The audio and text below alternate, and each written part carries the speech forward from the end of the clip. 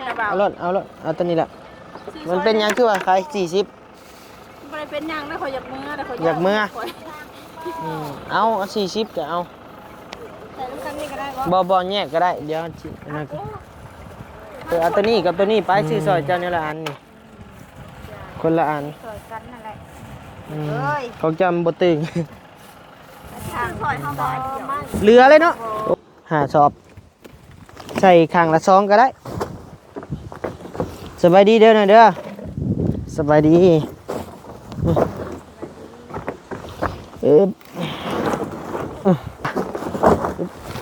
โอ้เบาดีนี่อยากใส่ก็ใส่ได้อยู่เพราะว่าเหลืออยู่แล้วใส่เบื้องละ2อันซะเนาะบ่ไรเบื้องละ2สอบดีไม่แห้งมันทุกคนมันทุกคนลำรวยๆสาธุมื้อนี้ก็สั่นแน่พี่น้องเอ้ยคำอวยพรก็ได้รวมกันคักแน่แต่ว่าความคิดเบิ่งนี่ก็คิดว่านะพี่น้องเนาะห้องน้ำห้องในนี่ค่าสร้างนี่อาจจะบ่พอเด้อพี่น้องเด้อเนาะแต่ว่าค่าอุปกรณ์นี่พอบ่ว่าซั่นเนาะก็กินแล้วข้าวยังไม่กินจังหน่อยแกงเขียดเนาะเลยใบอันพักอันน่ะอยู่ไสคุณเด้เบี้ยมันบ่แถวนี้พอบ่ซั่นพอแล้ว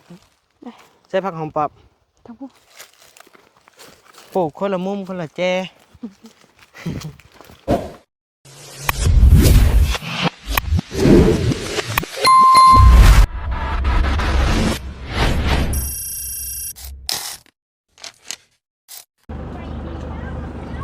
พี่น้องเอ้ยเดี๋ยวบ่าวนี้สิลงไปหาซื้อของอยู่ของกินก่อนไปเห็ดกินอยู่เฮือนน้องน้อยก่อนรู้สึกหิวข้าวแล้วพี่น้องเอ้ยเดี๋ยวซื้อของป่าก่อนปึ๊บต่อยังไงโดยสบายดีใช่ยังนี่ไม่เท่าเอาเมียนเห็ดยังกินอ่ะนี่ลาบปิ้งก็ได้บ่ได้อันเท่าไรนี่ฮะ10,000เอามา2ถุงนี่ฮะเจ้าสิเอาบ่คันเจ้าเอาก็เอาเลยแหละเจ้าเอามา2บ่นี่แหละเดี๋ยวมาปีกคันเจ้าเอาเลยก็ย่าแล้วนี่นะปลากดนี่กระดาษปลากดบ่นี่ปลากดแล้วปลากดแห้งมันแล้วอันนี้ปลายังนี่ปลาข้าวนะปลาข้าวน้อยเฮ็ดได้กินกะปิ้งคือกันบ่บ่เคยกินจักเทื่อใส่เขียดเจ้าหายายยายแม่โอ้ยคือมันใหญ่คักแค่นี้ใส่เขียดน่ะอันเท่าใดนี่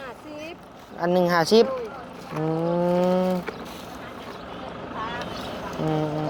พี่น้องเอ้ยสาวคนลูกของเอ้ยเอาตัวนี้ให้เอาก็ได้นี่50เมื่อปิ้งกินเอาไปปิ้งกินเฮือนน้องน้อยก่อนพี่น้องเอ้ยอยากเป็นบ้า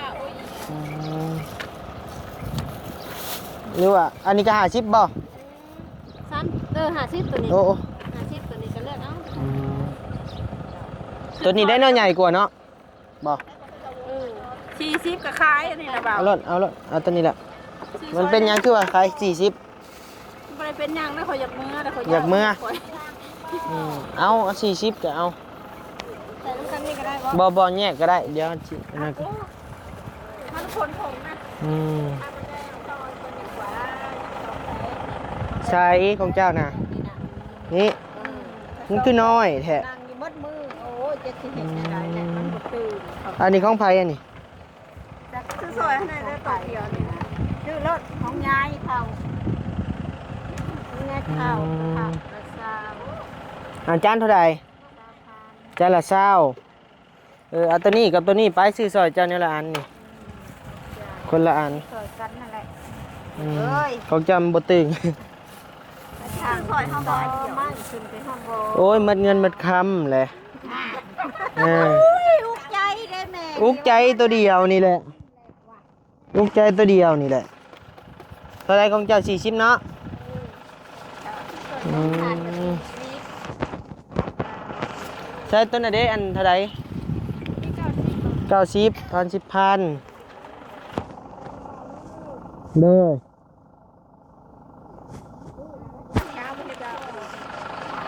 สวยเลยเด้คนละค่ะนี่คนเอาเอาพุละทานอ่ะ แซ่บ บ่มีบ่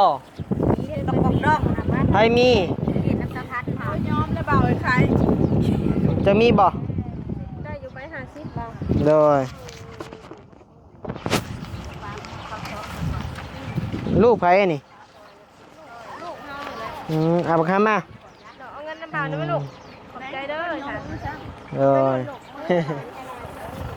อายายอ่ะ บาทเอาตัวนี้มาอีกไง ตอน10,000กีบบ่ไข่ผู้เด้อนี่อืม นี่นะ นี่แหละหน่อยจะได้เงินงามไอ้ช่องงานบ่นี่ใช่อันน่ะ ใจเด้อ เห็นว่ามันไหนว่าอย่ากูไม่ได้ไม่ได้ พี่น้องเลย กูไม่ได้เงินเลยมัน ชุกเลยบ่น่ะเออ ซื้อไปทางน้องน้อยเลย ได้ บ่ติดตามน้องน้อยบ่ ติดตามตลอดได้ อื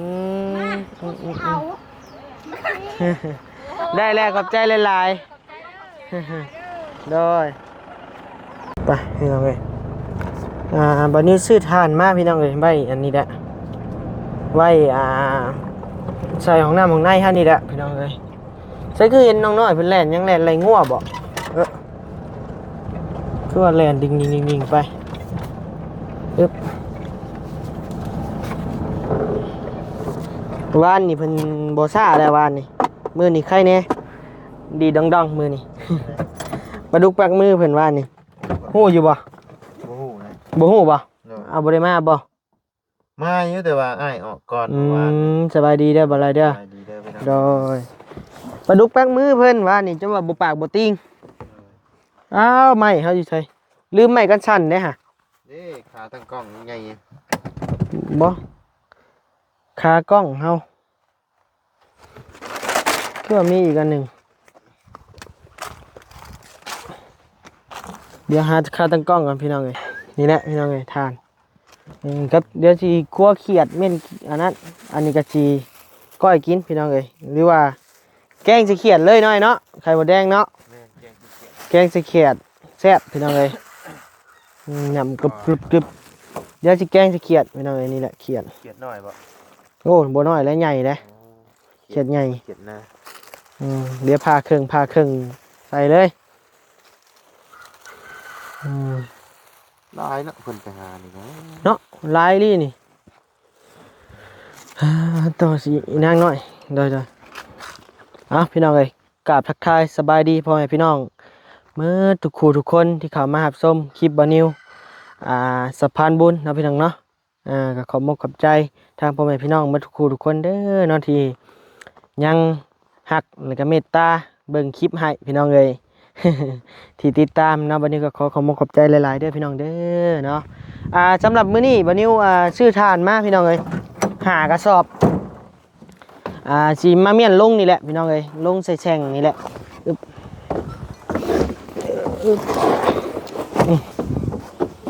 5กระสอบพอบ่เหลือเลยเนาะ5สอบใส่ข้างละ2ก็ได้สบายดีเด้อนะเด้อสบายดี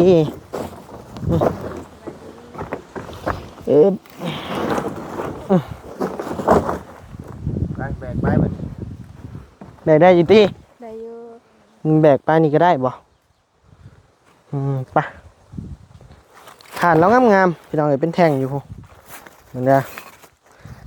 เจ้าว่าทานงามไปเสียงได้บ่อะไร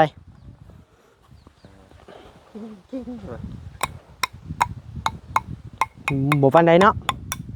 มันดนเด้มันออกมาดนนะคะ แนนว่าทานขากดีมันดังแก้งนะ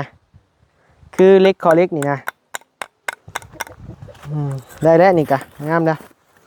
เอามาใส่นี่ซื่อๆพี่น้องเอ้ยไปะอึ๊บโอ้เบาดีนี่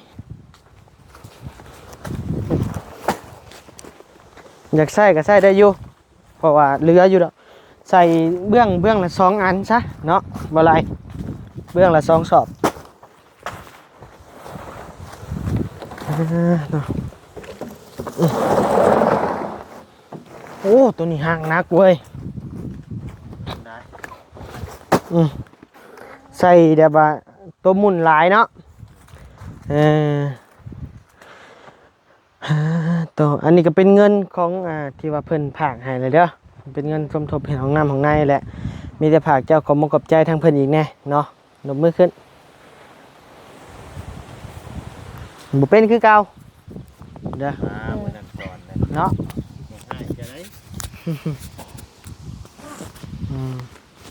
เอานบมือขึ้นขอขอบคุญขอบคุณ ขอขอบคุณขอบคุณ ผู้ใหญ่ใจดี ผู้ใหญ่ใจดี ที่ผากเงิน ที่ฝากเงิน เข้ามาสมทบ เข้ามาสมทบ เห็นห้องน้ำห้องในให้น้องน้อย ของนายให้น้องน้อย ก็ขอให้พ่อแม่พี่น้อง ก็ขอให้พ่อแม่พี่น้อง อยู่ดีมีแห้ง อยู่ดีมีแห้ง เมื่อทุกคู่ทุกคน มันจะคือทุกคน ลำรวย รับไปเรื่อย ๆสาธุมื้อนี้ก็สั่นแน่พี่น้องเอ้ยคำอวยพรก็ได้ เออนี่แหละท่านเอามาใส่นี่พี่น้องเอ้ยมากับมุกกับใจหลายๆบ่ไรเออเด้อและเอาปลาอย่างมาเบิ่งเนี่ยนี่แหละเอามาใส่นี่พี่น้องเอ้ยจี้ลุงคมนี่เลี้ยงบ่อ้าย ง่ายเรื่อง ของเจ้าเลี้ยงมันเป็นย้อนคุ้มนี่บ่ จังหวัดเป็นน้ำเจ้ากระโดดขึ้นบ่ด้วยอะไร ตัวอัน แม่โตเจ้าย่านโง่ โอ้ยันตัวนั่นแหละเฮาอ่ะอันนี้คือบ่มีปัญหาดอกเฮาเบิ่งไปนั่งร่วมกันก็ได้ปะจะไปนั่งถ่ายอยู่พุ่นก็ได้เดี๋ยวตั้งกล้องกัน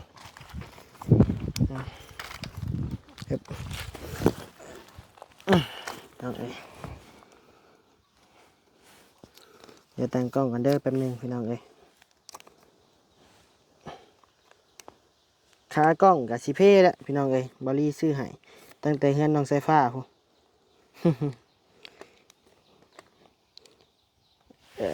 ต่อ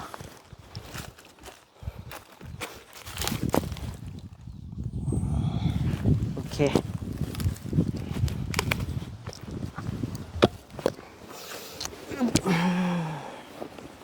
นั่งลงนั่งนั่งลมก่อนพี่น้องเอ้ยเนาะแจ้ง FC อีกเทื่อนึงนะพี่น้องเนาะทางบานิว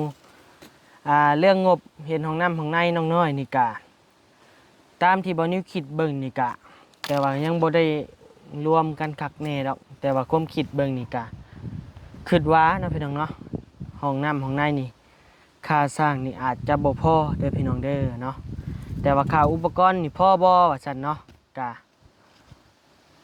เกือบว่าสิพอพุ่นแหละนะพี่น้องเนาะเกือบว่าสิพอหรือว่าพอแล้วนะพี่น้องเนาะแต่ก็ยังบ่ชัดเจนเพราะว่าแต่อยู่กับบานิวมีอยู่ล้านปลายพี่น้องเอ้ยเนาะคือบานิวแจ้งพี่น้องไปแหละมื้อเช้านี้เนาะกะน้ำอ้ายเพิ่นอีกเบาบ่ยาวนี่มี4ล้านกว่าว่าซั่นเนาะแต่กะกับเบาตูนน่ะก็มีอยู่1,000กว่าเนาะแล้วก็ยังเหลืออีกหลายคู่หลายคนนี่ก็น่าจะพออยู่ค่าอุปกรณ์เนาะพี่น้องเนาะแต่เรื่องค่าสร้างนี่แน่ๆเลยว่าสิบ่พอเด้อพี่น้องเด้อเนาะแจ้งพ่อแม่ FC อีกเทื่อนึงแล้วก็แจ้งน้องน้อยนํถ้าบ่พอแล้วก็หาขายไก่ขายเป็ดเด้อ ๆเลย หาขายงัวตัวหนึ่งก็ได้พอสร้างว่าเอางัวตัวหนึ่งก็ได้ว่าซั่นหากเป็นแนวเว้าหยอกกันซื่อๆดอกพี่น้องเอ้ยเนาะบ่ได้เว้าแท้ว่าจริงว่าจังดอกคือว่านี่แหละมาแจ้งพ่อแม่ FC บ่ซั่นกับหมู3ตัวนี่น่าจะได้พี่จัก เลย สมมุติขายนี่ขายจักล้านหมู ตัว หนึง ล้านปลาย ตัวล้านปลาย3ตัวก็3ล้าน3ล้านกว่าพอพี่น้องเอ้ย เลย หมู3ตัวนี่เรียบร้อยแล้วนี่เบิ่งขายหมูเอา เลย คัดขายมีคนซื้อบ่ มี มีอยู่แล้วเนาะสมุดมันบ่พอรีสิขายบ่ บ่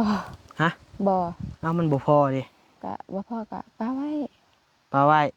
เอาแล้วก็บ่ได้ห้องน้ำเลยเป็นอ้ายขายได้อ้าย บ่ ให้มันสะดวกสบายตัวเองเสียดาย เป็นยังคือเสียดายไหม เสียดายมั้ง เรื่องมันแต่น้อยติ แม่น อืมงัวได้ซะ หัวกะป้าไว้ ปลาไว้คนไปเข้าห้องน้ำอยู่พุ่นก็อย่ามันติ แม่น เอาเลยพี่น้องเอ้ย เออแต่กะพังเบิงเนาะบ่พอกับคายแล้วจำเป็นแล้วมันอยากได้แหละ โดย คันบ่คายกับบ่ได้ห้องน้ำหรือว่าแนวใดพี่น้องเอ้ย เออกินแล้วข้าว ยัง ยังไม่กินจักหน่อยแกงเขียดเนาะ โดย ใบอันพักอันน่ะอยู่ไส พูดเด้แถวนี้ก็มีแถวพูเทิง บ่ โดย อืมแล้วก็พักบัวพักหอมด้วยซะ มี มีบ่ ผักบัวผักหอม ไปสาไปหาเอามาเมนแกงเขียดปะไปพี่น้องเลยเดี๋ยวไปหาเนี่ยมาแกงเขียดก่อนพี่น้องเลย โดย ไปพักยังลุงเหิมใส่แซ่บๆอ่ะนะ ผักหยังวะ เอาหอมๆนะ ผักอันผักอีหยังเลยฮะไผ่เฮ็ด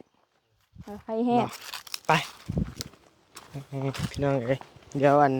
ครั้งแรกวันนี้แกงเขียดได้อพี่น้องเด้อเนาะ ฮะ อืมครั้งแรกพี่น้องเลยมันสิแซ่บบ่เรือแน่ใดรอเบิ่งพี่น้องเลย ครั้งแรกวันนี้ในชีวิตได้แกงเขียดนี่พี่น้องเลยอืมแต่ก็สิบ่ยากดอกมั้ง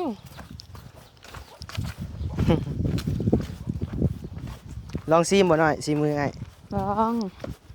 แซ่บอีเลยนะ บ่เบื่อตีติ บ่ อืมมื้อนี้เขาออกไปหมดแล้ว โดย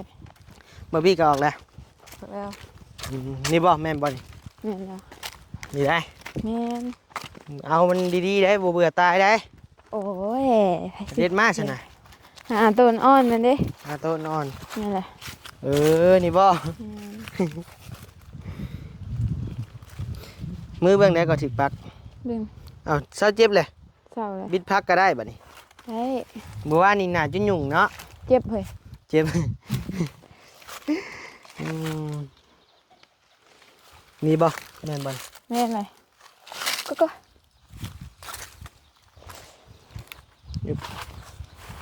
ใช้บัดดมมันคือบ่หอมบ่ อ้าว คืออะไรบัด แม่นแล้ว เพราะตัวมือ หาตัวอ่อนมันน่ะ บ่อ่อนบ่เอาตัวเอาอ่อนบ่ มันมีดอกแล้ว มัน ทิ่ม แก่ ซะ แล้วใช่ไหม อืม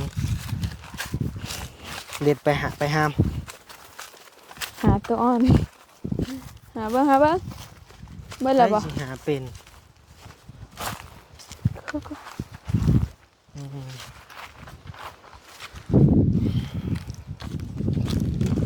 กระสั้นก็พอแล้วหน่อย เอาบ่ แต่ผักบัวซะ บ่อยู่ ผักบัวอยู่ไส พี่ บอนนะบ่ เออ แม่จะไปเอาอยู่บอนงามๆน่ะอยู่ไสซะ น่าจะอยู่บนนี้เลย ไปเอาบอนต้นงามผม ไปเอาโอ้ไปเบิ้งเอาคุยกัน ได้หมักหุงพี่น้องเอ้ยคอนี่กว่าหน่อย เอาไหม เอาตัวใดแหละ ก็ได้ก็ได้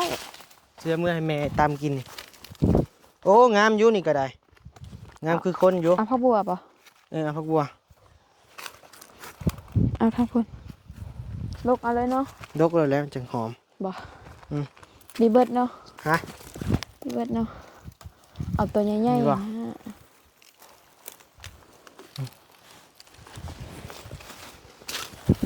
เป็นครั้งแรกเลยพี่น้องเอ้ยโอ้หมากอันนี้มันแก่มันแดงเนาะ แม่น หมากทั่วแห่พี่น้องเอ้ย รถฮอด ฮะอีหยัง รถฮอดต้นมะฮุ่งแล้ว ใส่กุ้ง เด้ แม่นหมดบ่น แม่นเบิดเลย เบี้ยมันบ่ แม่นเลย อืม พอบ่ซั่น พอแล้ว ไป ใส่ผักหอมปอบ ทั้งพุ่น ปลูกคนละมุมคนละแจ ขาเด้เฮ้ย พูดส่วนตัวนั้น หลายส่วนนี่นี่อันนี้บ่เจ้าสิให้เพิ่นมาดุดให้นะ แม่บ่ได้ให้เพิ่นรุดดอกเพิ่นมาลิ้นซื่อๆมาถาม อืม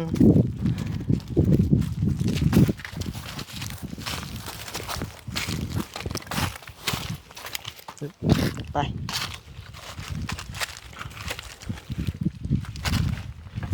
เอากกยังใส่นี่สับลาบอยู่ ก็บอกพริกเด้ โอ้ บ่มีเด้อยู่นี่ ใช่ว่ามี อีแม่เอาอยู่ใส่มื้อ เบิ่ง น่ะ เอาพริกก่อน อยู่เถียงมักพริกบ่หลายๆนึงนะ บ่ ก็อยากได้เด็ด โอ้ แห ย ละเด็ดแหละ พูดต้นน่ะแห่งหลาย งานแฮงบอกให้อยากเด็ดบัดนี้เด็ดก่อน พอแล้วสับนี่ ก็บ่ อืม อีแม่เราเอาอยู่ใส่เนาะมื้อน่ะ เอาแล้วว่าจักเราไปเอาเทียงไผ อ๋อผู้ โอ้ แม่นเลย เราจะไปเอาถาดซะมาอ้ายสิไปนะก่อนไปล้างถาด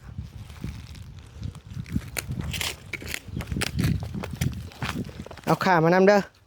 อ่านไม่รู้ โอเคสินะพี่น้องเลยอยากข่าวแล้ววันนี้อะไรพี่น้องเลยเดี๋ยวนี่พักนะครับหอมขนาดหอมเช็ดเฮียโอ้ดีเด็ดพักอันนี้พักหอมป้อมหอมบ่แม่นหอมแป้บ่เดี๋ยวจังหน่อยจังสิอยากมาเอามาพี่น้องเลยน้องน้อยเพิ่นยังไปเอาพักอยู่เนาะเดี๋ยวทั้งวันนี้มาส่อมพักถาก่อนพักบัวเพิ่นก็ได้น้อยคือคนเรียนตัว เอาอีกใช่ ฮะ เอาอีกใช่ เพิ่นสิไปอันนี้เด้นี่ชวนน้อยๆเพิ่นนี่ล้างพักก่อนพี่น้องเอ้ย นั่งกันชันเดิม ของเฮานี่ ดื่มตั้งแต่ฮอดพี่แล้วพุ่นเกิดมันถึงน้ำกินนี่พดน้ำใส่เองต่อ กินยาเลยอยากนอน โอ้ ยา ยา ดีเจมหัวบ่ ยาดีไอ อืมจ้า เอาเท่านี้ผักไง แม่นมันมีแต่เท่านี้มันอ่อนเด้ เดี๋ยวเดินอึด เอาบุเป็นเฮานะมีแต่น้อยเป็นน้อย